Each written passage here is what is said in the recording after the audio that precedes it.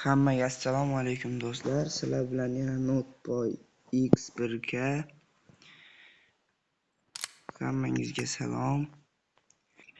Do'stlar, meni YouTube'ga qo'ygan ilk videom atiga 2 ta obunachi yig'ibdi va kommentariyasini o'qidim. Bot deb yozsalar. To'g'ri, akkauntim bot bo'lishi mumkin, ammo o'ynashim ancha yaxshiroq.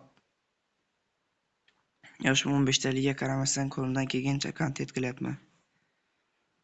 Obunachilar, iltimos, bot deb atamanglar.